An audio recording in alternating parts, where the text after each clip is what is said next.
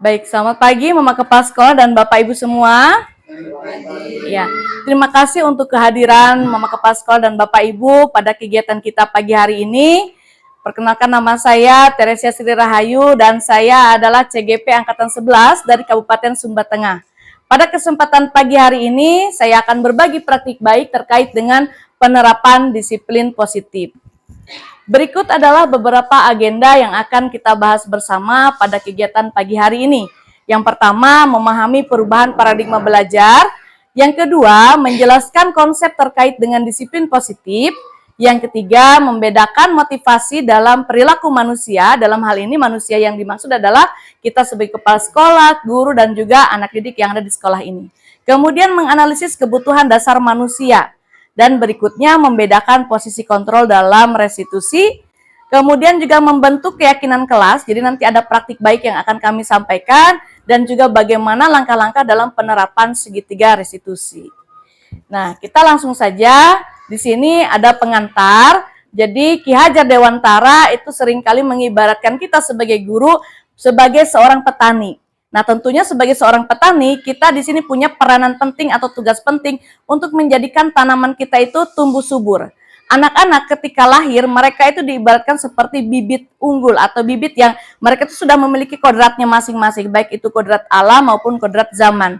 Kodrat alam itu terkait dengan bagaimana mereka tempat tinggal mereka atau tempat tumbuhnya mereka. Sedangkan kodrat zaman itu terkait dengan perkembangan zaman yang saat ini kita berada di abad 21. Tentunya harapannya mereka menjadi generasi yang memiliki keterampilan-keterampilan di abad 21.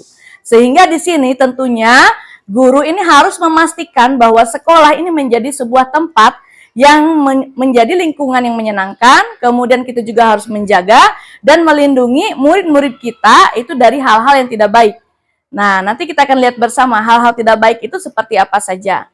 Nah, harapannya nanti tentunya karakter murid kita itu akan tumbuh dengan baik. Jadi melalui penerapan disiplin positif ini, tentunya sasaran utamanya adalah terkait dengan penguatan karakter murid. Nah, di sini juga sudah sangat jelas bahwa salah satu tanggung jawab kita sebagai guru itu adalah bagaimana kita bisa saling mendukung, saling belajar, dan saling bekerja sama. Sehingga yang Mama Kepala Sekolah sampaikan di awal tadi, ada satu budaya positif yang mengakar di sekolah kita. Nah, budaya-budaya positif itu akan berdampak baik, bukan hanya untuk kita sebagai guru yang ada di sini, tetapi lebih bagus lagi jika dapat menguatkan karakter peserta didik atau warga sekolah ini. Seperti itu, Bapak Ibu. Ini sedikit pengantar. Nah, tadi itu kita mempunyai agenda yang pertama terkait dengan perubahan paradigma belajar. Nah, di sini ada seorang psikiater sekaligus juga seorang pendidik, yaitu Dr. William Glasser, dan beliau itu menyampaikan yang namanya kontrol teori atau teori kontrol. Yang kemudian hari itu berkembang dan dinamakan dengan choice theory atau teori-teori terkait dengan berbagai pilihan. Nah, ternyata ada beberapa miskonsepsi ya terkait dengan kontrol di sini. Kadangkala kita ya, ini untuk yang pertama maknanya ilusi guru mengontrol murid. Kadang-kadang kita juga merasa bahwa guru itu super power, guru itu memiliki kekuatan untuk bisa mengontrol murid. Ya, kita menganggap bahwa guru itu yang lebih tahu, lebih bisa. Kemudian kita sebagai orang dewasa kita bisa mengatur, mengontrol murid itu apa saja begitu. Nah, tetapi sebetulnya itu merupakan sebuah ilusi. Ilusi itu sesuatu yang nyata atau tidak nyata. Yang tidak nyata, jadi sebetulnya itu miskonsepsi ketika misalnya ada seorang guru yang merasa semua anak harus ikut dengan apa yang saya sampaikan. Nah, itu sebetulnya itu miskonsepsi atau tidak tepat begitu. Kemudian ilusi yang kedua adalah bahwa semua penguatan positif, efektif, dan bermanfaat. Ya, mungkin kita seringkali memberikan afirmasi atau penguatan positif kepada anak-anak dengan harapan hal itu sangat bermanfaat bagi mereka. Tetapi ternyata nanti dalam penjelasan berikutnya kita akan menyimak bersama bahwa itu juga merupakan sebuah ilusi. Kenapa ilusi? Karena anak-anak yang kita hadapi adalah anak-anak yang merdeka. Merdeka di sini bukan berarti mereka tidak boleh mendengar instruksi atau perintah dari orang lain, tetapi mereka itu mempunyai hak juga untuk mengatur apakah saya ini mau seperti apa begitu. Tapi tentunya disesuaikan dengan nilai-nilai kebajikan yang nanti akan kita lihat bersama. Jadi intinya kita tidak bisa mengendalikan murid seutuhnya karena mereka juga punya hak atau punya kemerdekaan di dalam dirinya begitu. Belum tentu yang kita anggap positif seperti poin nomor 2 kita anggap positif dan bermanfaat untuk mereka itu betul-betul juga bermanfaat untuk mereka. Karena kadang-kala kita tidak memahami secara sepenuhnya bagaimana kondisi mereka, begitu. Misalnya kita bilang, kamu harus mandi pagi ya sebelum ke sekolah. Itu adalah hal yang positif, bermanfaat juga. Tetapi kita kan tidak tahu bagaimana posisi dia di rumahnya. Apakah ketika kita menganjurkan itu dia bisa melaksanakan itu atau tidak, sekalipun itu hal yang baik. Mungkin ada kondisi-kondisi tertentu yang dia juga akhirnya bagaimana ya untuk bisa melaksanakan itu, begitu. Tetapi ketika dia punya kemerdekaan, dia akan menyampaikan, iya Bu, memang harusnya begitu, tetapi kondisi saya di rumah saat ini seperti ini, sehingga saya belum bisa. Itu maksudnya. Kemudian yang ketiga, kritik, ya, dan juga membuat orang merasa bersalah dapat menguatkan karakter. Membuat orang merasa bersalah itu misalnya kita seringkali lakukan itu ya, tanpa kita sadari. Misalnya, kalau kamu tidak lakukan itu, maka nanti ibu ditegur oleh ibu kepala sekolah. Maka ketika kita menyampaikan itu kepada anak-anak, sebetulnya kita sudah membuat mereka merasa bersalah kepada kita. Jadi kita ini tukang membuat orang merasa bersalah. Kemudian kita mengkritik, kenapa kamu punya tulisan begini? Itu juga kritik. Itu sebetulnya tidak dapat menguatkan karakter. Justru akan membuat semacam perasaan trauma, atau mungkin dia itu tadi merasa sebagai orang yang gagal ketika kita membuat anak-anak itu merasa bersalah. Kalau kamu tidak begitu, maka nanti ibu begini-begini. Kamu tidak kasihan kalau kamu begitu, nanti ibu sakit kepala.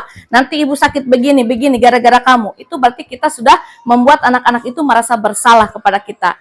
Dan mereka akan menganggap dalam dirinya, saya ini adalah orang yang gagal. Saya ini tukang membuat orang merasa begini-begini, bisa begitu.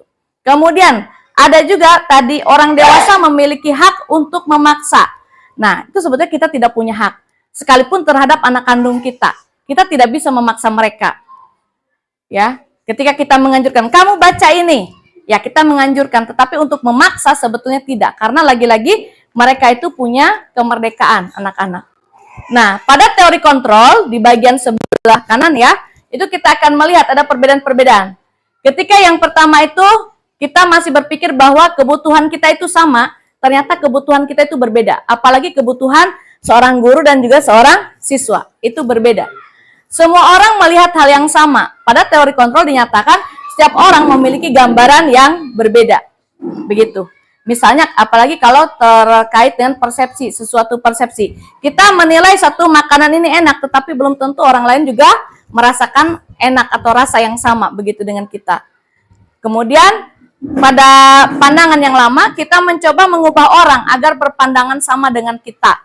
Tetapi di sini pada teori kontrol dinyatakan kita harus berusaha memahami pandangan orang lain tentang dunia. Kemudian berikutnya, perilaku buruk dilihat sebagai suatu kesalahan. Nah, kadang-kadang kan kita juga melihat yang dilakukan oleh anak-anak itu salah begitu, karena kita terpaku kepada peraturan-peraturan. Kalau mereka melanggar peraturan, berarti mereka itu dianggap melakukan sebagai suatu kesalahan. Tetapi padahal yang mereka lakukan itu mereka punya tujuan.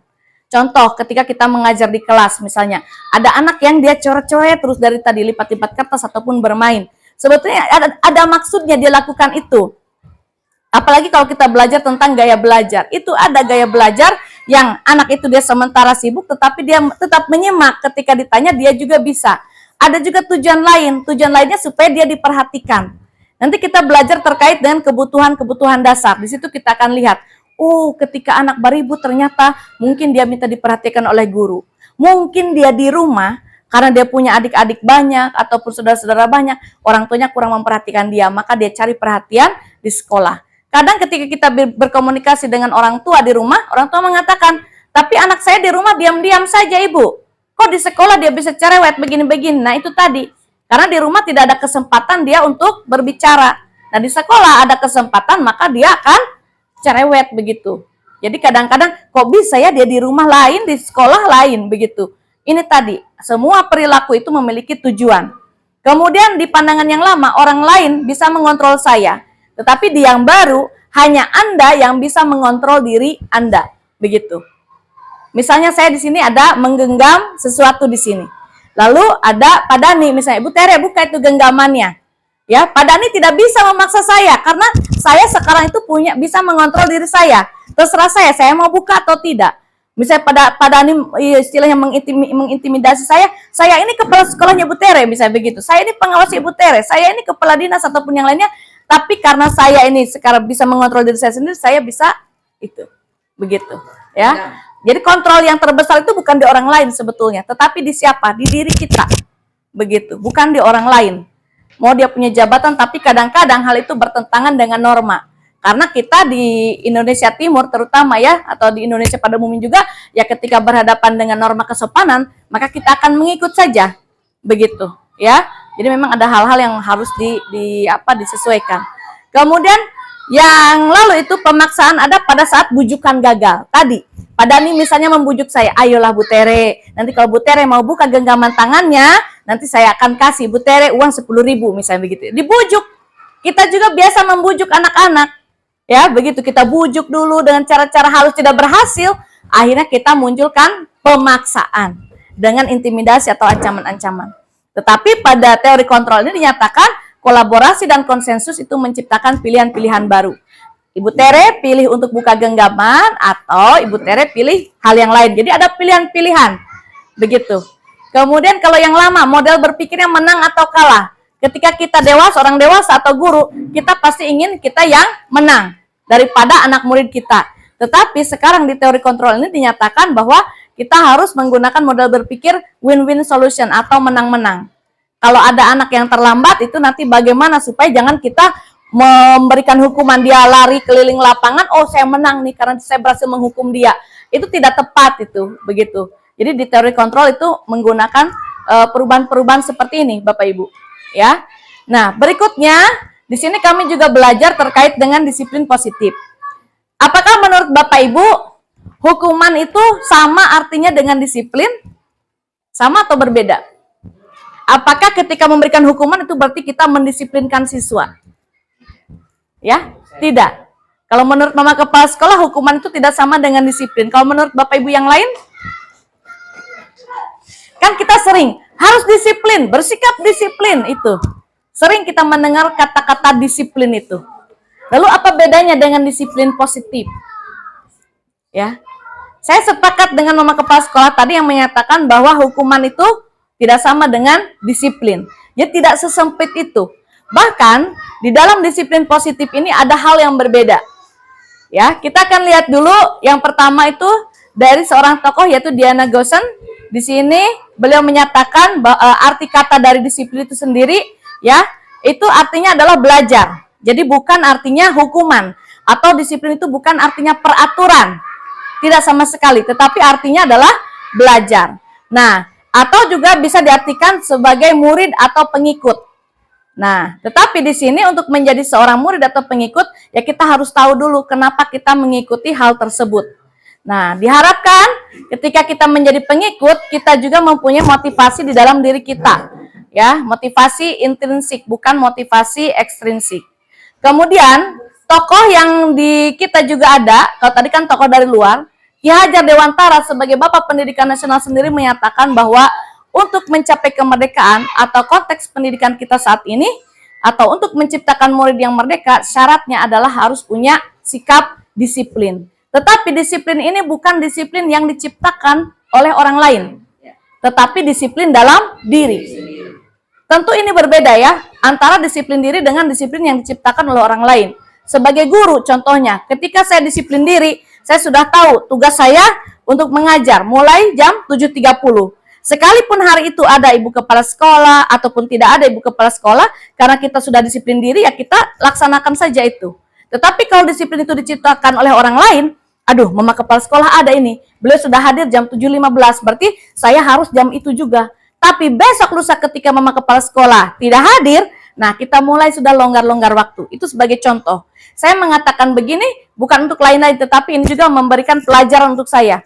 Memang ketika kami di pendidikan guru penggerak, kami diminta untuk bisa mempelajari sekaligus menerapkan. Walaupun saya sendiri belum maksimal, tetapi kita berusaha. Dan hari ini saya sampaikan agar apa yang baik, nah mari kita petik bersama begitu. Nah, jadi terkait dengan penjelasan dari Ki Hajar Dewantara ini, ya, terkait tugas kita juga sebagai pendidik, maka kita juga harus menumbuhkan disiplin diri itu, mulainya dari diri kita, dan kita menjadi teladan untuk anak-anak, sehingga mereka juga dapat memiliki konsep disiplin diri di dalam diri mereka, begitu, atau menjadi contoh, begitu. Nah, Untuk disiplin positif itu sendiri terkait dengan yang namanya nilai kebajikan universal. Nah, nilai kebajikan universal di sini saya akan bagikan dulu kertas supaya kita berpendapat, supaya kita paham apa sih namanya nilai-nilai kebajikan universal. Jadi ada contoh, misalnya kan kadang-kadang kita kalau di televisi juga lihat ternyata ada peraturan yang berlaku di Indonesia tetapi di luar negeri itu tidak berlaku, atau ada yang berlaku di Indonesia Timur ternyata di bagian barat itu tidak berlaku. Tetapi ada juga nilai yang berlaku secara universal atau secara umum begitu. Jadi sekarang kita akan lihat bersama terkait dengan ini nilai-nilai kebajikan universal. Nanti kita akan temukan bersama nilai-nilai itu apa saja begitu. Misalnya, ya mungkin bisa satu orang satu dulu. Nanti masih ada yang lainnya. Mungkin kalau ada pena sebentar bisa. Mama tolong berbagi.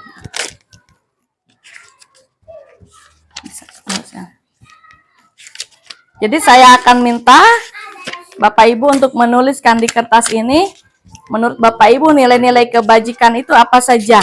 Artinya nilai kebajikan itu yang diakui di semua tempat, bukan hanya berlaku di Sumba, tetapi di semua tempat. Bahkan kalau boleh juga di luar negeri misalnya begitu. Pokoknya di semua tempat. Ya. Nah, contohnya misalnya ya, ketika Bapak dan Ibu yang mengendarai kendaraan bermotor, di situ kan Bapak Ibu menggunakan helm. Itu apa maksudnya menggunakan helm? Ada nilai apa di situ? Apakah nilai estetik, supaya gagah begitu naik motornya? Ataukah nilai apa? Nilai ketaatan pada peraturan? Ataukah ada nilai lain yang ingin dicapai? Lebih utama nilai apa? Nilai keselamatan. Itu. Karena kalau kita mengambil nilainya itu nilai estetik atau nilai yang bagus, gagah, kalau naik motor pakai helm, apalagi helm sekarang macam-macam yang bagus begitu kan, itu nanti, nah, aduh saya punya helm tidak bagus ini, begitu kan, atau tidak SNI, jadi saya tidak mau pakai. Jadi jangan heran ketika lihat anak-anak muda sekarang, mereka naik motor helmnya digantung di tangan, begitu, atau helmnya disimpan di motor, karena menilai helm saya tidak bagus. Kalau kita ambil dari nilai ketaatan, maka dilihat kalau tidak ada polisi, nah dia tidak pakai helm. Tapi kalau nilai yang diambil adalah keselamatan, mau ada polisi, mau dia jalan malam atau bagaimanapun helmnya, yang penting SNI sesuai standar, maka dia akan menggunakan helm karena nilai keselamatan. Nilai keselamatan itulah yang merupakan contoh nilai kebajikan universal. Begitu contohnya. Jadi nilai itu diakui oleh semua. Kalau tadi kan nilai estetiknya menggunakan helm kan mungkin hanya beberapa orang. Kalangan anak-anak muda saja yang mengakuinya. Sedangkan yang orang-orang tua kan tidak butuh lagi kita pakai helm untuk gaya-gaya. Begitu kan? Jadi itu. Ya, jadi misalnya itu contohnya tadi ada keselamatan. Kemudian kenapa kita harus bersihkan lingkungan sekolah? Ada nilai apa di situ? Kita membersihkan itu nilai apa? Nilai kesehatan, nilai kebersihan. Jadi kita bisa menulis di kertas itu kebersihan atau menjaga kebersihan atau kesehatan. Itu adalah nilai-nilai universal. Misalnya apalagi yang di dalam kelas misalnya atau di antara kita pada saat kegiatan seperti ini. Apa nilainya? Saling apa misalnya? Ya, ketertiban, betul. Selain ketertiban apalagi yang Bapak Ibu sudah temukan? Kebersamaan, betul. Jadi kita mengakui itu adalah nilai-nilai yang diakui bukan hanya oleh kita, tetapi bahkan oleh orang-orang yang ada di luar. Itu merupakan nilai-nilai kebajikan universal. Begitu. Mungkin juga kalau di kelas ya, ketika guru menyampaikan materi, anak-anak harus mendengarkan. Berarti di situ ada nilai apa? Ketaatan. Selain ketaatan apalagi? Saling menghargai, begitu kan? Ketika ada yang berbicara, ya kita juga jangan berbicara dulu, itu ada saling menghargai. Ya, saya rasa yang Bapak Ibu tulis, Mama Kepala Sekolah tulis juga sudah mewakili itu terkait dengan nilai-nilai kebajikan universal. Ya, jadi nilai-nilai kebajikan universal ini adalah sifat-sifat positif manusia yang merupakan tujuan mulia dan ingin dicapai oleh setiap individu, begitu. Ya, nah. Jadi kata kuncinya adalah bernilai positif dan juga diakui oleh atau disepakati oleh semua, begitu. Nah, ini tadi ya. Apa saja nilai kebajikan universal yang Bapak Ibu ketahui tadi? Oke, terima kasih. Nah, di sekolah, nah ini kita bisa mengambil salah satu contoh nilai kebajikan universal yang sudah termuat dalam profil pelajar Pancasila. Ada apa saja nilai kebajikan universal di sini dalam profil pelajar Pancasila? Yang pertama, beriman, bertakwa kepada Tuhan Yang Maha Esa, dan berakhlak mulia. Ini masih sangat umum. Nanti kita bisa jabarkan lagi. Misalnya beribadah sesuai dengan agama dan kepercayaannya. Kemudian juga tidak memaksakan agama, begitu kan? Ataupun juga menjaga ketertiban atau mengucapkan selamat hari raya, begitu. Itu adalah penjabaran dari nilai yang salah satu nilai dalam profil pelajar Pancasila. Kemudian mandiri. Ya, apa indikatornya kalau mandiri menurut Bapak Ibu? Kita bisa mengatakan anak mandiri itu kalau dia memenuhi indikator apa? Ketika dia mandiri. Bisa mengurus dirinya sendiri, kalau tanpa disuruh. Kalau misalnya dia punya tugas itu sudah hari itu adalah tugas piketnya, berarti dia bisa tanpa disuruh. Ya. Bahkan bisa mengajak orang lain, mari kita hari ini kita lakukan tugas bersih kelas gitu. Ya, terima kasih. Dipandu. Ya, betul. Dia dengan sendirinya itu dia bisa melakukan. Ya, berarti ada inisiatif. Ada hal indikasi dari dalamnya, dia sadar bahwa ini adalah kegiatan bukan karena disuruh-suruh, tapi memang tanggung jawabnya. Ya, baik, terima kasih. Kemudian bernalar kritis. Nah, ini juga termasuk salah satu keterampilan abad 21. Tadi saya mengatakan terkait dengan kodrat zaman. Jadi bernalar kritis di sini, ya anak-anak mampu untuk mencari atau untuk mengembangkan pengetahuannya sendiri, begitu. Bernalar kritis itu mengembangkan daya nalarnya, logikanya, begitu, terkait dengan pengetahuan. Misalnya kita berbicara tentang bencana alam materinya. Nah, di situ dia mengembangkan daya nalarnya. Ibu, kalau misalnya terjadi bencana alam di Sumba Tengah, misalnya gempa bumi ataupun yang lainnya, berarti kita harus seperti ini. Oh iya, ini juga kasihan juga para korban itu begini, sehingga kita harus begini dan lain-lainnya. Itu mereka mengembangkan daya nalar mereka atau bernalar kritis ini. Kemudian nilai berikutnya, berkebinekaan global. Ya, berkebinekaan global ini juga banyak jabarannya. Di antaranya ya walaupun kita tinggal di Sumba atau Sumba Tengah ini, ya kita juga menghargai budaya-budaya yang berasal dari luar Sumba atau luar Sumba Tengah, begitu. Itu maksudnya nilai berkebinekaan global. Berikutnya adalah nilai bergotong royong. Nah, ini bangsa Indonesia sangat terkenal sekali ya terkait dengan budaya gotong royong. Apalagi kita di Sumba Tengah. Mungkin kalau daerah perkotaan terkait dengan gotong royong ini sudah mulai agak luntur ya, karena di perkotaan itu individualis begitu. Mereka sibuk dengan kegiatan mereka sehari-hari, masing-masing sibuk, akhirnya waktu untuk bersama-sama berkumpul itu agak sulit. Karena biasanya warga-warga pendatang itu yang lebih banyak karena bekerja di sektor industri dan lain-lain. Berbeda dengan di wilayah kampung atau perdesaan begitu.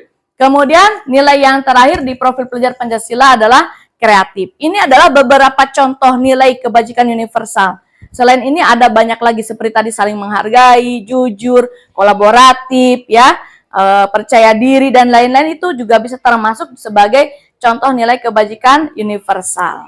Nah, berikutnya, Bapak Ibu tentu kita kan pasti melakukan sesuatu itu terkait dengan motivasi ya. Tadi saya sebutkan ada motivasi intrinsik dan motivasi ekstrinsik, atau motivasi eksternal dan motivasi internal. Kalau dilihat dari 3 level motivasi berperilaku yang disampaikan oleh James K. Wilson ini dalam bukunya yang berjudul The Moral Sense, itu sebetulnya ada 3 motivasi yang melandasi kita untuk melakukan sesuatu.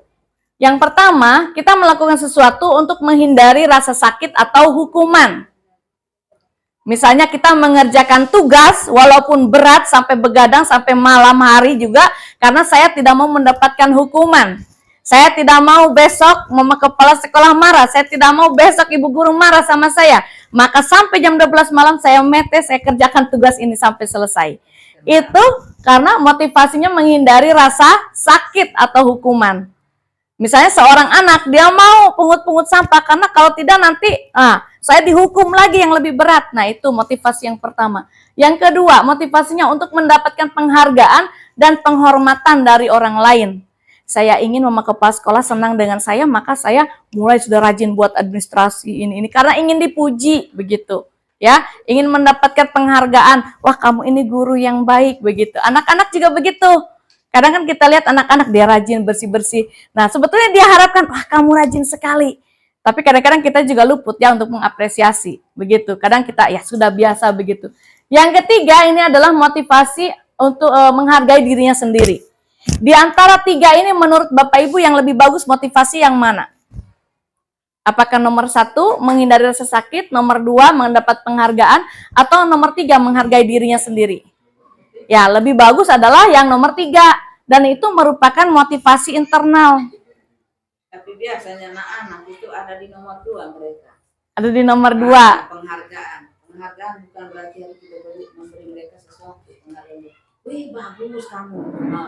Oh bagus, wih anak pintar. Nah, itu yang begitu itu kan penghargaan dengan kata. Nah, kalau untuk kita orang dewasa ya pasti kita pilih nomor 3 karena itu memang ya karena kita sudah menyadari itu. Betul. Karena kalau anak-anak itu kan ya intinya mereka itu mau dipuji. Ya. Nah, apalagi kalau kita peluk-peluk sama mereka, wih ini kemarin tadi pagi itu. Yuk kita pilih ini, rame-rame pilih. Anak-anak dari sini bawa tong sampah untuk taruh itu kan hanya karena satu supaya jangan kotor kita di sekolah. Nah, tapi mereka pilih nomor 2 kalau kita orang dewasa ya. Ya betul. Ya memang ini juga butuh proses untuk sampai ke ini. Tetapi ada kalanya kita juga sudah menjadi orang dewasa, tetapi mungkin kita juga memilih yang nomor 1 misalnya karena terkait dengan tugas-tugas begitu. Jadi kita juga rela untuk lembur ketika kita menghadapi satu ini. Karena kita tidak mau efeknya nanti untuk kita seperti apa begitu. Tetapi pada dasarnya bahwa tetap ada 2 motivasi, yaitu motivasi eksternal dan juga motivasi internal. Nah, yang lebih bagus sekali lagi adalah motivasi internalnya begitu. Nah, terkait dengan motivasi itu yang tadi Mama Kepala Sekolah sampaikan, sebetulnya anak-anak itu hanya berada di zona ini. Ada semacam lingkaran ini merupakan lingkaran kebutuhan dasar. Jadi di sini ada beberapa kebutuhan dasar manusia. Seluruh tindakan manusia itu memiliki tujuan tertentu. Semua yang kita lakukan itu adalah untuk mendapatkan sesuatu atau apa yang kita inginkan. Dan itu merupakan salah satu dari kebutuhan dasar ini. Kalau dilihat di sini yang bagian tengah ini apa? Kebutuhan apa? Bertahan hidup. Bertahan hidup di sini ya anak-anak butuh makanan, minuman, misalnya begitu, pakaian, kebutuhan-kebutuhan yang primer begitu untuk bertahan hidup di sini. Kemudian yang tadi Mama Kepala Sekolah sampaikan butuh untuk dipeluk itu sebetulnya ada di sini. Kasih sayang dan rasa diterima. Kadang ada anak, dia sendiri saja, dia tidak bermain dengan teman yang lain. Berarti kebutuhan dasar terkait dengan rasa diterima ini itu belum dia dapatkan. Maka jangan heran ketika di kelas kita ada satu anak yang coba-coba mencari perhatian kita. Karena dia ini ingin diterima oleh teman-temannya. Kemudian ada kebebasan. Pernah lihat anak mungkin dia di dalam kelas itu tidak betah duduk diam, sedikit-sedikit keluar, sedikit keluar. Sebetulnya dia mencoba untuk bebas. Dia tidak mau terikat di situ. Ini kebutuhan dasar, ya. Kemudian kesenangan. Ada misalnya kita, ya sekarang tulis dari buku, misalnya atau apa. Anak-anak itu tidak senang menulis, maka dia akan susah sekali untuk melaksanakan tugas itu karena dia merasa tidak senang. Kebutuhan terkait dan kesenangannya belum terpenuhi. Kemudian penguasaan. Penguasaan ini biasanya ya ada anak-anak yang ingin merasa lebih dibandingkan dengan anak yang lain. Misalnya dia mulai minta uang, dia mulai meminta sesuatu dari teman-teman yang lain, atau bahkan mungkin dia menggunakan kekerasan juga terhadap teman-teman yang lain, entah langsung mengambil pena ataupun yang lainnya. Sebetulnya itu terkait dengan kebutuhan ini, penguasaan. Tetapi kalau misalnya kita biarkan saja cara mereka untuk mendapatkan kebutuhan ini dengan hal-hal yang tidak baik seperti itu, maka kita juga ikut bersalah di situ. Semestinya kita mengarahkan mereka. Kalau kamu ingin mendapatkan kasih sayang atau diterima oleh teman-teman sekelas, kan tidak harus melakukan hal-hal yang negatif atau hal-hal yang tidak baik. Demikian juga kalau ingin mendapatkan kesenangan, tapi kan ada waktunya, bukan pada saat kita sedang misalnya menyimak materi ataupun yang lainnya. Jadi kita harus mengarahkan mereka begitu. Nah, ketika tadi mereka tidak memenuhi atau tidak terpenuhi kebutuhan dasarnya, maka timbullah yang namanya pelanggaran. Ketika mereka melakukan pelanggaran, itu pasti akan muncul yang namanya hukuman dan konsekuensi. Begitu. Perbedaan antara hukuman dan konsekuensi, jadi kalau hukuman itu sifatnya spontan. Spontan itu berarti tidak direncanakan. Misalnya kita lihat ada anak yang datang lambat, kamu cabut rumput. Itu sebetulnya kita tidak merencanakan, hanya langsung lihat saja begitu, kan dia lambat begitu. Ya, itu adalah hukuman. Sedangkan konsekuensi itu kita dan juga anak mungkin yang melakukan itu, kita sudah sadar itu. Jadi kita sudah komunikasikan, kita sudah sepakat. Kalau kamu tidak belajar saat ulangan, konsekuensinya nilai ulanganmu tidak bagus. Anak sudah sadar itu. Jadi ketika dia betul-betul tidak belajar dan mendapat nilai yang tidak bagus, ya ini konsekuensinya. Begitu. Atau misalnya dia mengambil pena temannya, kan kita sudah punya konsekuensinya. Siapa yang ambil pena teman? Begitu, maka nanti konsekuensinya bagaimana itu. Jadi berbeda antara hukuman dan juga konsekuensi. Begitu. Intinya kalau hukuman itu sifatnya spontan. Kita lihat ada anak yang tendang bola, misalnya kena kaca. Langsung saat itu juga, kalau kacanya pecah, kita minta mungkin mereka mengganti itu atau bagaimana, itu hukuman. Tapi kalau konsekuensi dia berbeda lagi. Nah, di sini bukan hanya kita bicara terkait hukuman dan konsekuensi, tetapi juga ada restitusi. Restitusi mungkin ini seperti istilah yang baru, tapi kita coba pahami. Restitusi ini merupakan proses kolaboratif yang mengajarkan murid untuk mencari solusi untuk masalah mereka. Membantu murid berpikir tentang orang seperti apa yang mereka inginkan dan bagaimana mereka harus memperlakukan orang lain. Jadi kalau hukuman dan konsekuensi itu datangnya dari kita, dari guru. Misalnya saya sebagai guru memberi hukuman, saya sebagai guru memberikan konsekuensi kepada anak. Tapi kalau restitusi, mereka yang kita ajak berbicara, kamu nanti mau bagaimana? Kamu lakukan ini, apa yang kamu mau lakukan? Kamu tendang bola sampai kacanya pecah, apa yang bisa kamu lakukan? Jadi kita menawarkan kepada anak itu. Walaupun mungkin anak kelas 1 yang tendang bola sampai kaca pecah, dia belum mampu untuk saya akan mengganti, tapi kita bisa mengarahkan lewat pertanyaan-pertanyaan. Sehingga muncul tadi itu motivasi intrinsiknya. Muncul rasa tanggung jawab dari dalam dirinya. Begitu. Misalnya anak kelas 1 tadi belum sampai kepada keputusan, mengambil keputusan, ya kita hanya mengarahkan. Intinya itu muncul dari mereka sendiri. Itu adalah kesimpulan dari restitusi. Sehingga ini berbeda ya antara hukuman, konsekuensi, dan restitusi. Jadi jangan dikira, ibu bagaimana kalau anak kelas 1 nanti mereka belum bisa begitu. Bisa saja, tergantung bagaimana cara guru untuk berkomunikasi dengan anak itu. Tapi intinya bahwa solusi itu bukan dari guru. Solusi itu dari murid itu sendiri begitu. Harapannya kalau solusi itu muncul dari murid, ya dia betul-betul akan berubah. Saya sampai sekarang masih mengamati salah satu murid saya yang waktu itu kedapatan melakukan bully kepada teman di kelasnya.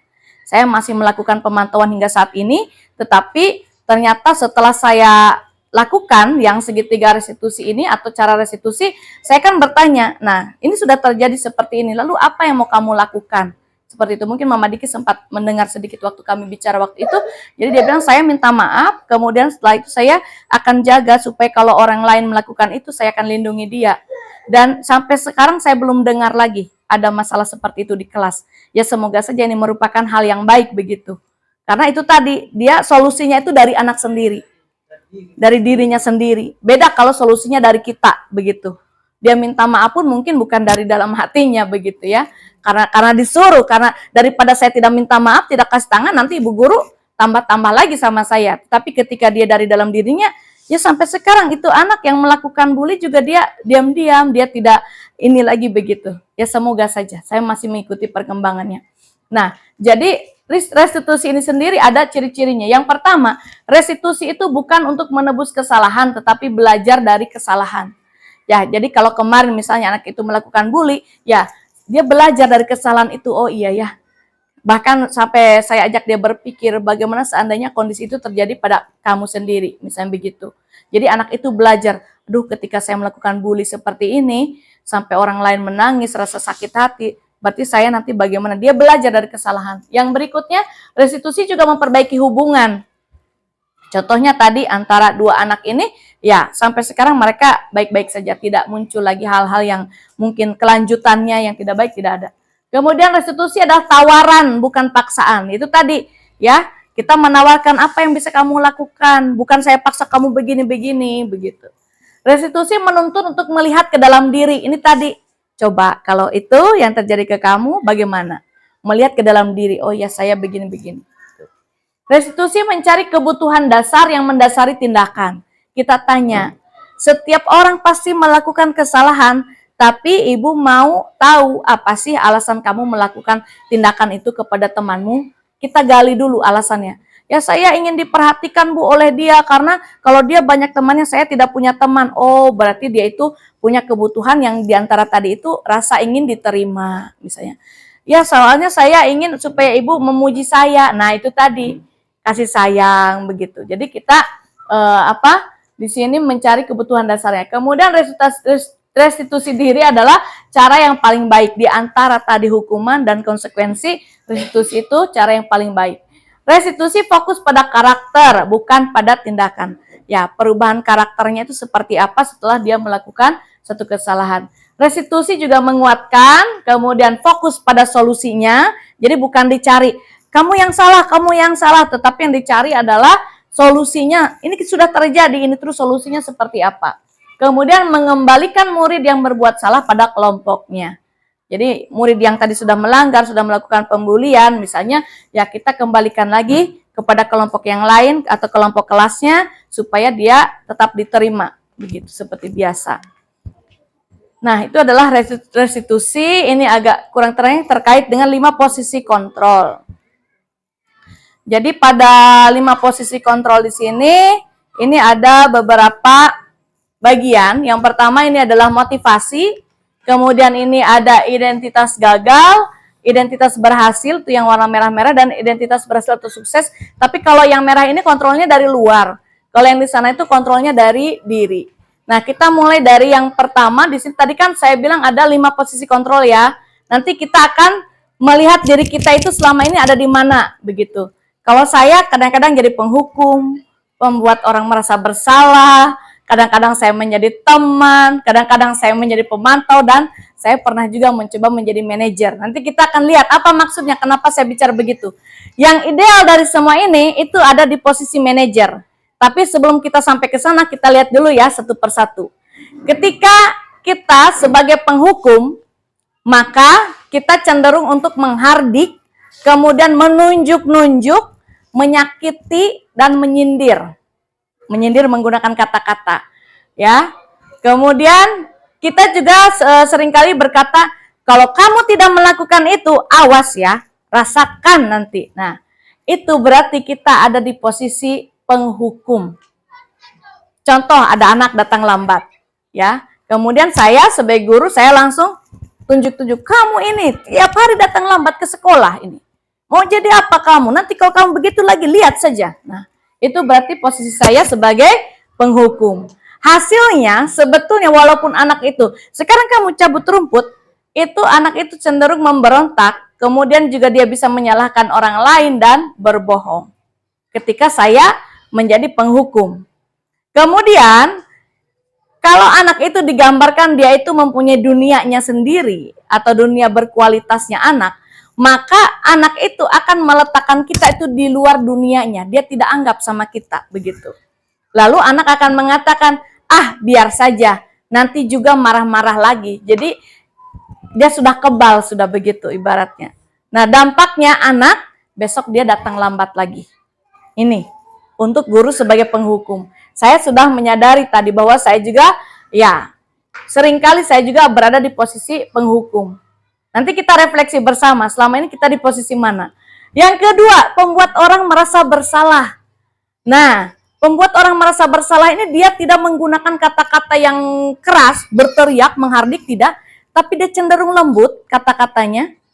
Nah, tetapi dia mengatakan, misalnya, ibu kecewa loh sama kamu, kok kamu nih tiap hari datang lambat terus.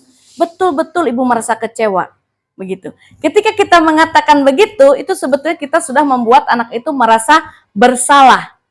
Nah, misalnya ini lagi, kamu seharusnya sudah tahu kalau ibu itu lelah sekali mengatakannya, ibu tuh stres loh lihat kamu. Nah, ibu tertekan lihat kamu, ibu merasa sakit kepala gara-gara kelakuan kamu. Nah, itu kita ada di posisi membuat orang merasa bersalah. Nah, kemudian hasilnya anak itu akan ya menyangkal, tapi saya tidak begitu, tidak mengakui kesalahannya. Kemudian di sini anak memang meletakkan kita di dalam dunianya, lalu anak akan mengatakan maafkan saya bu, ampun bu, maafkan saya bu. Lalu dia hasilnya apa? Akan merasa rendah diri. Begitu. Nah, ketika menjadi teman, kita guru juga menjadi teman anak-anak. Lalu kita cenderung akan membuatkan alasan-alasan untuk muridnya. Biasanya kalau antara guru dengan guru itu membicarakan, misalnya, oh tadi si A ini begini, ngobrol terus, maka biasanya guru wali kelas itu yang akan melindungi si anak ini. Kadang-kadang ada yang begitu. Karena kadang kita kan tidak rela ya kalau kita punya anak murid disalahkan oleh guru yang lain. Nah, itu kita mulai membuat alasan. Oh ya tadi ini begini begitu. Nah, ini kata-katanya, ayolah lakukanlah demi ibu. Masa kamu tidak mau? Ya, ingat ya, ibu pernah membantu kamu. Ibu pernah kasih kamu buku. Jadi kita harus begini-begini ya. Nah, begitu. Itu juga cenderung kata-katanya itu seperti dengan teman, begitu. Nah, tetapi hasilnya anak akan ketergantungan dengan kita. Biar saja saya begitu, nanti Ibu Tere juga akan melindungi saya, begitu. Kemudian di sini murid meletakkan guru sebagai orang yang sangat penting karena dia tergantung dengan kita.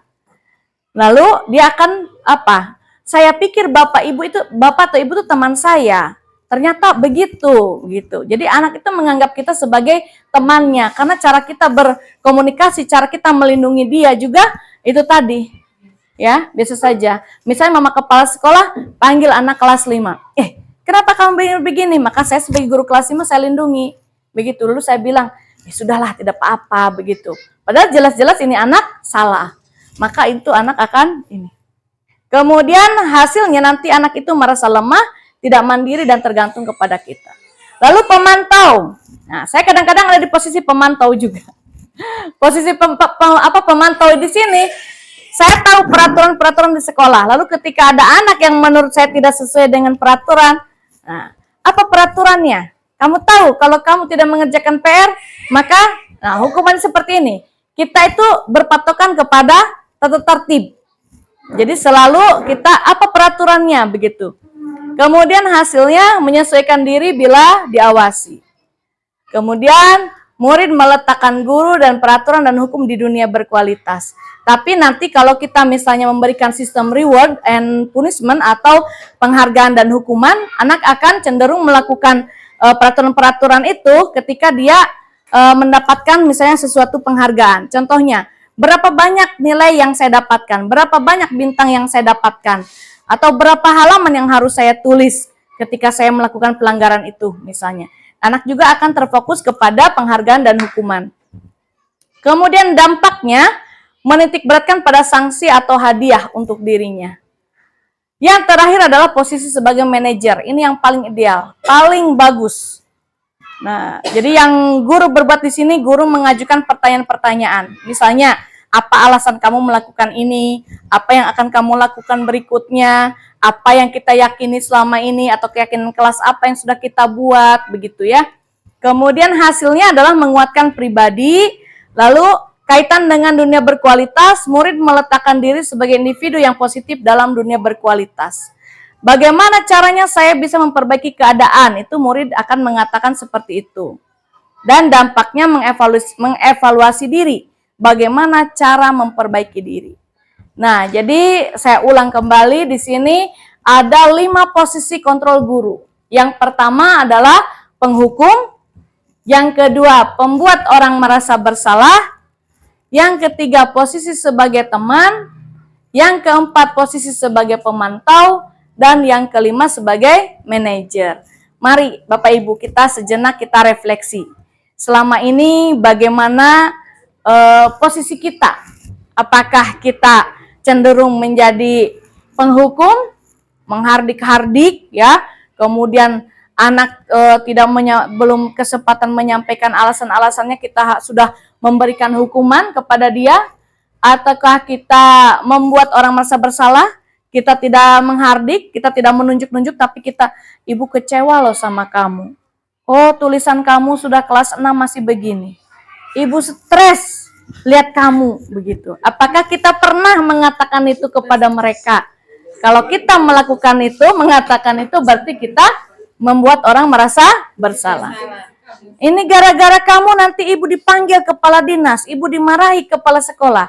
Itu juga berarti pembuat orang merasa bersalah. Terus, apakah kita menjadi teman?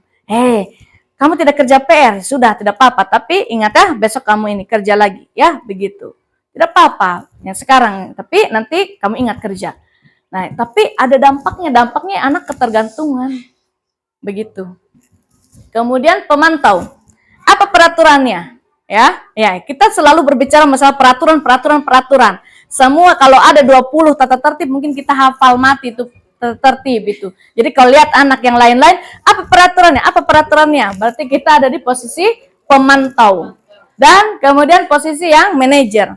Pernah tidak kita menghadapi permasalahan anak-anak lalu kita bukan langsung kita memberikan, dah sekarang kamu minta maaf, tetapi tanya ke mereka, terus kamu mau bagaimana? Sekarang sepatu teman kamu rusak, apa yang bisa kamu lakukan? Nah, kalau ini dilakukan dengan baik berarti kita sudah ada di manajer. Ya, kita senyum-senyum saja dulu, kita refleksi begitu, ya. Tetapi yang mari ya, saya sudah coba 1 kali itu dan ya puji Tuhan, ke sayanya juga ada rasa lega begitu ya. Karena saya tidak perlu mengeluarkan energi ekstra untuk kita marah-marah, menghardik atau apa. Kan biasa kalau kita marah-marah kan energi kita kan besar sekali yang terbuang. Jadi ketika ngobrol itu, yang ngobrol saja enak, seperti konseling begitu, seperti kita bicara yang santai-santai begitu. Tetapi masalah bisa ada solusinya, dan solusi itu dari anak. Sehingga dengan kata lain kita bisa berkomunikasi dengan anak itu secara efektif. Nah, jadi harapannya mari teman-teman, saya juga berusaha begitu, dan saya bersyukur melalui kesempatan ini saya belajar terkait dengan disiplin positif. Ya, sekali lagi walaupun saya belum maksimal, tapi kan kita sudah mencoba toh begitu. Ya. Nah, berikutnya di sini ada yang namanya segitiga restitusi.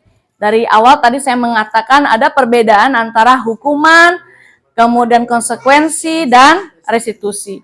Nah, restitusi ini tadi kita sifatnya kan salah satunya adalah menawarkan, bukan kita memaksa. Jadi di sini ada tahapan-tahapannya, mulai dari di sini ada menstabilkan identitas, validasi kebutuhan dasar, dan menanyakan keyakinan, begitu. Jadi pertamanya dari sini, menstabilkan identitas. Ini ya. Setiap orang pasti pernah melakukan kesalahan. Nanti saya akan coba putarkan salah satu video ya, itu video simulasi terkait dengan restitusi ini. Kemudian kamu bukan satu-satunya yang pernah melakukan ini, nanti lebih jelas di video lagi. Berikutnya lagi ada validasi kebutuhan. Adakah cara yang lebih efektif untuk mendapatkan apa yang kamu butuhkan?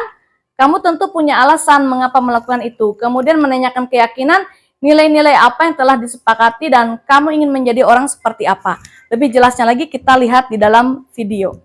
Ya, sebentar saya coba. Jadi mungkin sambil saya menyiapkan video, jika ada pertanyaan juga boleh terkait dengan ini, disiplin positif ya Bapak Ibu.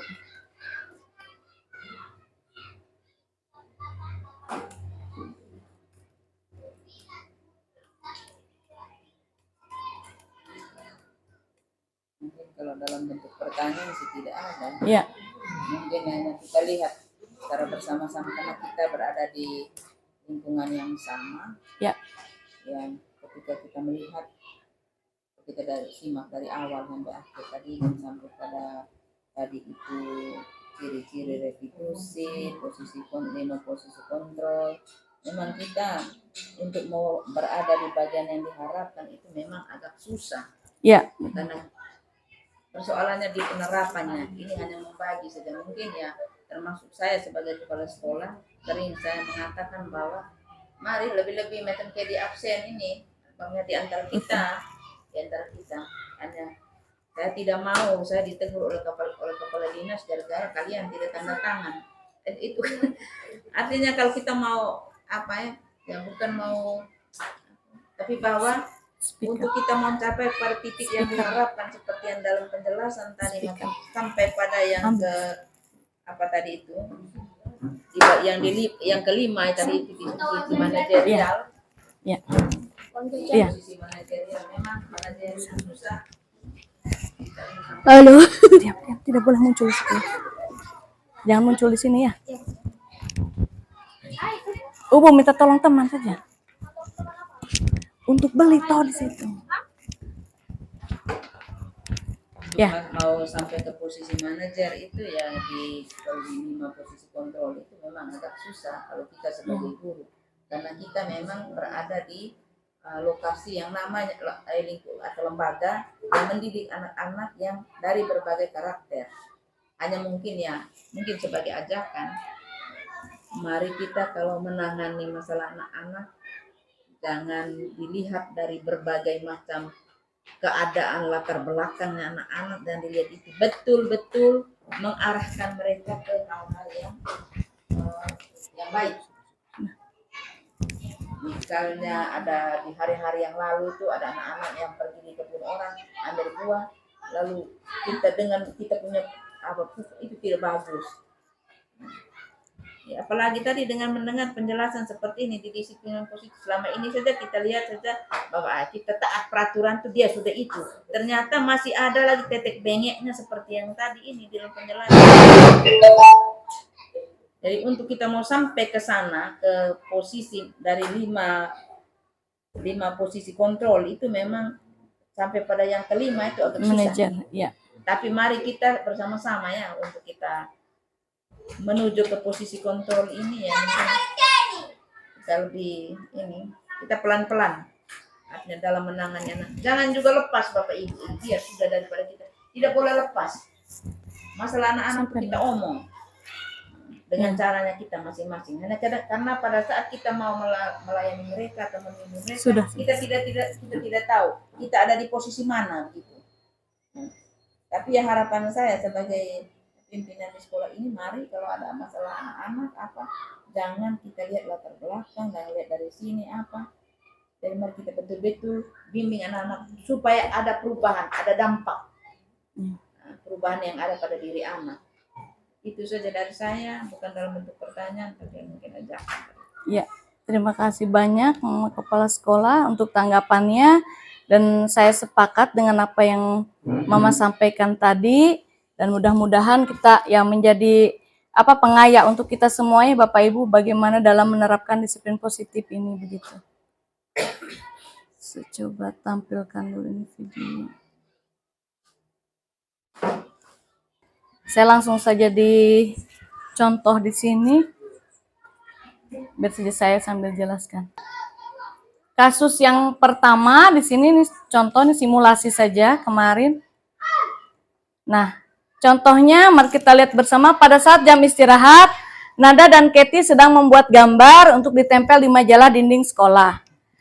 Nada melihat gambar Katie lebih bagus dari gambar buatannya. Nada lalu mencoret gambar Katie sehingga Katie menangis. Setelah itu, Nada meninggalkan Katie ke kantin.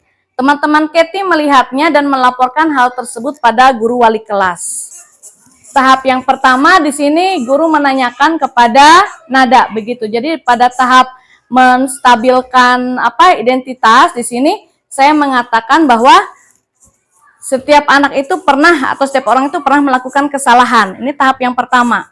Ya, mungkin kita juga pernah melakukan kesalahan. Tetapi di sini saya ingin menanyakan alasan apa sehingga Nada itu melakukan yang tadi mencoret-coret gambar Katie. Begitu. Ya, jadi saya tanyakan, mau tidak memperbaiki? Katanya mau. Kemudian tahap yang kedua, memvalidasi tindakan yang salah.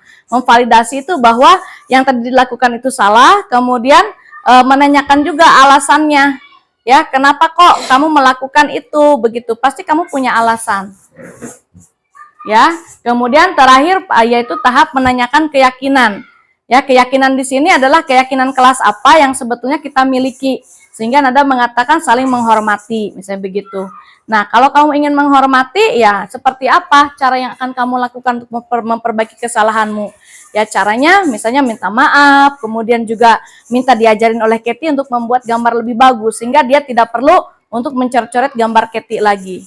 Jadi di sini seperti yang tadi di dalam penjelasan saya sampaikan, bahwa dari tahapan segitiga restitusi ini kita bukan memaksa anak untuk mencari solusi atau bahkan kita memberi solusi, tapi kita menawarkan apa yang mau kamu lakukan, begitu. Ya, seperti itu. Jadi diharapkan nanti ketika muncul motivasi di dalam dirinya untuk memperbaiki kesalahan-kesalahannya, maka nanti anak itu betul-betul dapat mempertanggungjawabkan apa yang mau dia lakukan. Ya, Ibu berharap setelah ini kamu dapat memperbaiki, begitu. Ya, nanti kita bisa simak kembali ini videonya, saya kirim di grup. Ini adalah simulasi terkait dengan praktik penerapan segitiga restitusinya. Baik, nanti kita coba lagi.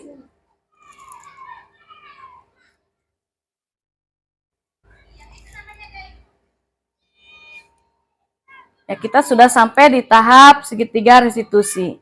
Nah, pada bagian yang terakhir di sini saya ingin menyampaikan terkait dengan praktik yang sudah dilakukan di kelas 5, yaitu dalam membentuk keyakinan kelas. Jadi, yang selama ini saya pahami bahwa peraturan atau tata tertib, baik itu tata tertib sekolah maupun tata tertib kelas, maka dia sudah yang merupakan keyakinan kelas.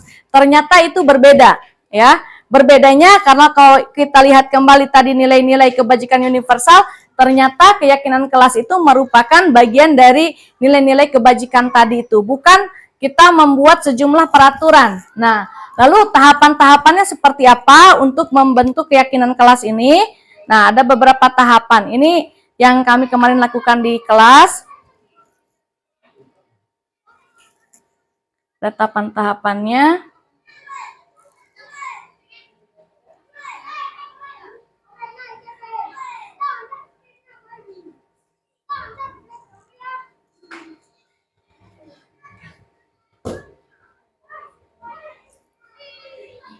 Ya, pada tahapan yang pertama kemarin saya mengajak anak-anak untuk membentuk keyakinan kelas dengan terlebih dahulu meminta mereka mengenali 5 kebutuhan dasar manusia.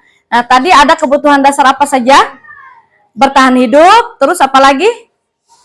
Rasa kasih sayang dan juga rasa diterima, terus ada apa lagi? Kebutuhan dasar tadi? Kebebasan, kesenangan, ya, dan penguasaan. Jadi saya minta mereka mengenali dulu. Nah, ini saya mengenali. Saya bertanya kepada anak-anak saya di kelas 5, apa sih yang kamu butuhkan saat ini? Ada yang menulis, saya butuh pena, saya butuh makan, saya butuh buku. Saya minta mereka waktu itu menulis di kertas, begitu sama seperti Bapak Ibu. Ya, apa kebutuhan mereka? Tanpa saya jelaskan dulu kebutuhan dasar begini-begini, tapi saya minta mereka tuliskan dulu apa yang kamu butuhkan saat ini. Itu tadi, saya butuh pena, saya butuh buku, saya butuh sepatu, saya butuh baju, saya butuh makan. Mereka tulis begitu. Tapi ada juga yang menulis, saya butuh kasih sayang orang tua. Nah, diantaranya ada yang begitu. Jadi memang ya jawaban anak itu berbeda-beda dan itu sesuai dengan apa yang mereka butuhkan. Berikutnya saya menjelaskan kepada anak-anak kelas 5 terkait dengan 5 kebutuhan dasar ini dan juga contoh-contohnya. Kemudian saya mengelompokkan jawaban-jawaban anak-anak itu kepada 5 kebutuhan dasar. Contoh tadi, kalau anak itu menulis di kertasnya itu ingin makan, berarti masuknya di mana kalau ingin makan? Butuh makan. Di bertahan hidup. Kalau misalnya saya ingin dipuji, nah itu berarti masuk di kasih sayang dan sebagainya. Jadi kita kelompokkan. Kemudian ini, bagaimana perasaan kalian jika kebutuhan dasar itu tidak terpenuhi? Jawaban mereka sama, merasa sedih, begitu. Tidak ada yang menjawab marah, tetapi rata-rata menjawab sedih, begitu. Nah, kemudian saya juga menyampaikan, saya menguatkan konsep kepada mereka bahwa setiap orang itu memiliki kebutuhan dasar dan itu harus dipenuhi. Supaya apa? Supaya jangan merasa sedih atau supaya merasa bahagia. Apa yang dapat kita lakukan? Nah, yang dapat kita lakukan di sini adalah membentuk keyakinan kelas. Kenapa? Karena kalau misalnya semua orang ingin memenuhi kebutuhan dasarnya, tapi akhirnya dia merugikan orang lain, itu kan tidak boleh. Jadi ketika di kelas yang bisa kita lakukan yaitu membentuk keyakinan kelas. Maka kami kemarin di kelas 5 mencoba untuk menggali dulu apa sih keyakinan kelas. Ternyata keyakinan kelas adalah nilai-nilai kebajikan universal yang disepakati oleh warga kelas 5. Lalu kebetulan di awal tahun ajaran kemarin saya meminta anak-anak untuk membuat yang namanya peraturan kelas. Maka ini sudah ada peraturan kelas ini. Yang pertama, mendengarkan saat ada yang berbicara. Kemudian yang kedua, membuang sampah di tempatnya. Kemudian yang ketiga, harus mengerjakan PR atau tugas. Yang keempat, jangan ribut di kelas. Yang kelima, jangan berkelahi dengan teman. Yang keenam, jangan mencampur catatan di buku. Yang ketujuh, memakai baju seragam sesuai jadwal. Yang kedelapan, jangan bolos sekolah. 9, tidak boleh berbicara kasar atau maki. Dan yang berikutnya adalah melaksanakan piket sesuai dengan jadwal. Kalau kita lihat di sini, saya sampaikan kepada anak-anak, itu masih ada beberapa peraturan yang kita tulis dengan menggunakan kalimat yang ada kata jangan atau ada kata misalnya tidak boleh. Itu disebut dengan kalimat negatif. Jadi menggunakan kata-kata jangan atau tidak boleh. Misalnya, jangan ribut di kelas. Jangan berkelahi dengan teman. Jangan mencampur catatan di buku. Jangan bolos sekolah. Tidak boleh berbicara kasar atau maki. Nah, peraturan kelas yang ditulis dengan menggunakan kalimat negatif itu harus diubah dulu. Kalimatnya menjadi kalimat positif. Contohnya tadi di situ kan ada jangan ribut di kelas. Bagaimana kalimat positifnya untuk mengganti jangan ribut di kelas? Anak-anak menemukan harap tenang saat di kelas. Jadi hal yang luar biasa pada saat menerapkan ini, ternyata anak-anak sendiri mampu untuk mengubah kalimat yang negatif tadi, yang menghilangkan kata jangan dan tidak boleh, dengan kalimat yang positif. Contohnya lagi di sini, jangan berkelahi dengan teman. Lalu mereka menjawab bersikap baik dengan teman. Begitu. Jadi kalau dilihat di yang kedua ini, itu sudah merupakan kalimat positif. Misalnya, jangan bolos sekolah. Mereka ganti rajin datang ke sekolah dan seterusnya. Dari semua yang sudah merupakan kalimat positif ini, berikutnya disimpulkan sesuai dengan nilai-nilai kebajikan universal tadi. Karena kan satu nilai misalnya saling menghormati itu kan banyak jabarannya. Maka dari yang sekitar 10 peraturan kelas, kami mendapat 3 saja keyakinan kelasnya. Ya, jadi kami kelompokkan, oh ini sama ini, misalnya saling menghormati, kemudian menjaga kebersihan dan bersikap disiplin. Jadi ini merupakan keyakinan kelas 5.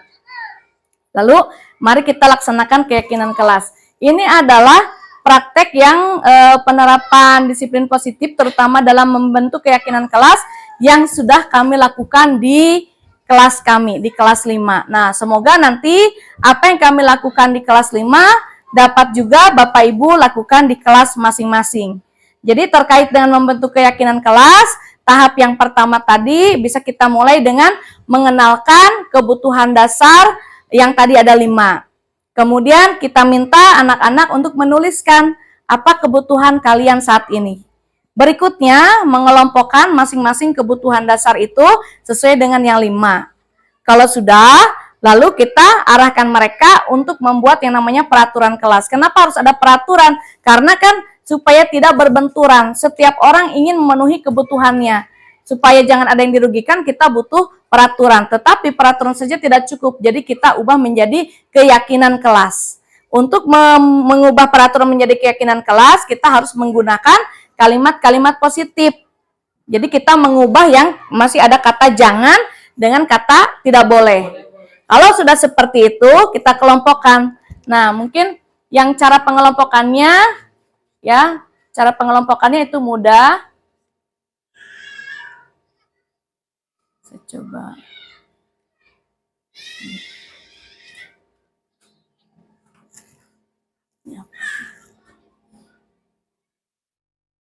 Ya, untuk cara pengelompokannya misalnya seperti ini.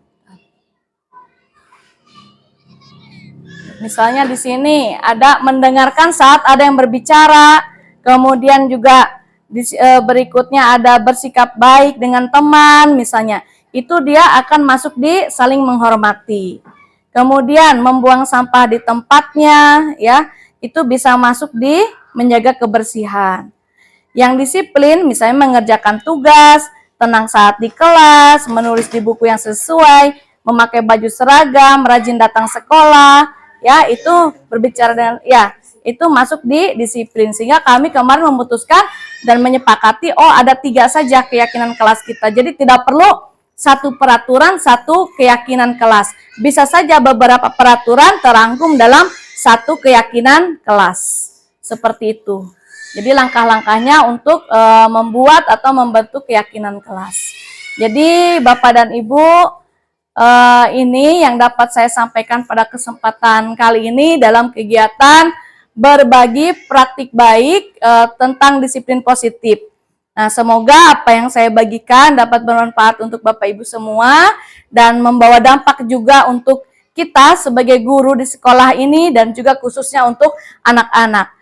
Sebelum menutup, mungkin kita mereview sedikit apa yang sudah disampaikan tadi dari awal hingga saat ini.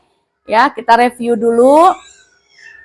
Yang pertama tadi terkait dengan perubahan paradigma belajar, di situ bahwa anak itu diibaratkan sebagai bibit tumbuhan begitu, dan peran kita atau tugas kita adalah untuk bisa menjaga lingkungan itu agar tanamannya dapat tetap tumbuh subur. Kemudian selain itu juga ada teori kontrol tadi, di mana kita sudah melihat bahwa misalnya salah satunya orang dewasa itu tidak mempunyai hak untuk memaksa ya anak-anak misalnya seperti itu. Kemudian juga disiplin positif tadi kita sudah melihat dari Diane Goosen ya, bagaimana disiplin positif itu terjadi. Kemudian juga motivasi perilaku manusia, tadi ada motivasi yang sifatnya dari dalam diri atau disebut motivasi intrinsik atau internal, dan juga ada motivasi eksternal yang berasal dari luar. Nah, yang paling baik itu adalah ketika motivasi itu timbul dari dalam diri sendiri atau motivasi internal. Kemudian berikutnya adalah menganalisa kebutuhan dasar manusia. Tadi itu ada 5 kebutuhan dasar manusia, ya, yaitu kebutuhan untuk bertahan hidup, kesenangan, kemudian kasih sayang dan rasa diterima, kebebasan, dan penguasaan.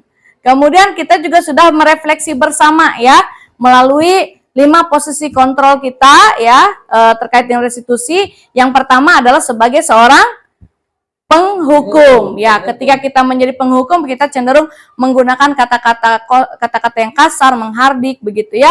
Tetapi itu kurang baik juga ya dilakukan ya, karena dampaknya anak itu akan memberontak. Posisi yang kedua yaitu sebagai pembuat orang merasa bersalah. Di sini guru berbicara dengan lebih pelan, lebih lembut, tetapi dampaknya nanti mungkin anak ini merasa sebagai orang yang gagal karena membuat orang merasa bersalah. Itu seperti itu dampaknya. Kemudian anak akan berkata maaf begitu ya. Berikutnya posisi yang ketiga yaitu sebagai teman. Nah, sebagai teman ini nanti akan menyebabkan anak merasa ketergantungan kepada kita. Nah, kemudian yang keempat adalah posisi sebagai pemantau. Ini berarti kita memperhatikan sejumlah peraturan-peraturan, kemudian kita memberikan tindakan-tindakan sesuai dengan peraturan itu. Dan yang terakhir, yang ideal sekali itu adalah posisi sebagai manajer. Itu yang sangat baik. Jadi di situ kita berkomunikasi dengan anak, menanyakan apa yang sudah diyakini, lalu apa yang akan dilakukan berikutnya terkait dengan pelanggaran-pelanggaran itu. Kemudian juga tadi saya sudah membagikan praktik baik tentang keyakinan kelas yang sudah diterapkan di kelas 5. Ya, puji Tuhan, dari mulai kami melakukan itu sampai saat ini, walaupun tetap masih ada perilaku-perilaku yang melanggar dari keyakinan kelas, tetapi yang lain itu anak-anak lain sudah dapat menerapkan dengan sangat baik, karena mereka merasa bahwa keyakinan kelas itu betul-betul mereka yakini dan mereka miliki sebagai warga kelas 5. Nah, langkah-langkah dalam membentuk keyakinan kelas juga sudah saya bagikan tadi. Kemudian terkait dengan penerapan segitiga restitusi, tadi juga saya sudah mencoba memberikan gambaran melalui simulasi, video simulasi yang saya sampaikan. Dan pada intinya yang merupakan kesimpulan yaitu disiplin positif ini akan sangat mendukung atau menunjang pembelajaran di kelas maupun di sekolah kita. Jadi tentunya kita berharap bahwa kita betul-betul seperti yang disampaikan Ki Hajar Dewantara itu betul-betul dapat melakukan peran kita dengan baik ya. Ini salah satu yang menunjangnya dengan menerapkan disiplin positif. Ya walaupun tadi Mama Kepala Sekolah dan Bapak Ibu merefleksikan, ya memang sulit, tetapi tidak ada yang mustahil kalau kita mau belajar, pelan-pelan menerapkan, mengubah sedikit demi sedikit cara-cara kita untuk mengubah yang namanya hukuman dan konsekuensi itu menjadi restitusi. Itu tidak ada yang mustahil, apalagi ketika kita belajar bersama seperti ini. Jadi seperti ini Bapak dan Ibu yang dapat saya sampaikan, Mama Kepala Sekolah. Saya mohon maaf karena masih banyak kekurangan karena kami juga masih belajar dalam tahap ini, tetapi yang kami bagikan semoga bermanfaat untuk kita semua. Demikian saya akhiri kegiatan bagi praktik baik pada hari ini. Terima kasih, salam dan bahagia. Selamat siang Bapak Ibu guru hebat. Terima kasih untuk penyampaian dari Ibu Tresia Sri Rahayu sebagai calon guru penggerak angkatan ke-11 dari Kabupaten Sumba Tengah yang telah memaparkan materi tentang disiplin positif. Saya sebagai guru merasa termotivasi untuk merubah perilaku yang saya terapkan kepada siswa-siswi saya. Sekian, terima kasih. Selamat siang Bapak Ibu. Saya sangat bersyukur hari ini bisa mengikuti kegiatan praktik baik tentang disiplin positif. Saya akan mencoba untuk menerapkannya dalam kegiatan pembelajaran dalam kelas saya. Sekian dan terima kasih. Halo teman-teman, membuat keyakinan kelas itu asik sekali loh. Kami sudah punya 3 keyakinan kelas. Saling menghormati, menjaga kebersihan, dan bersikap disiplin. Harapan saya, keyakinan kelas ini membantu kami dapat belajar lebih baik. Hai teman-teman, hari ini kami membuat keyakinan kelas. Keyakinan kelas itu bermanfaat sekali. Saya akan melakukan keyakinan kelas itu.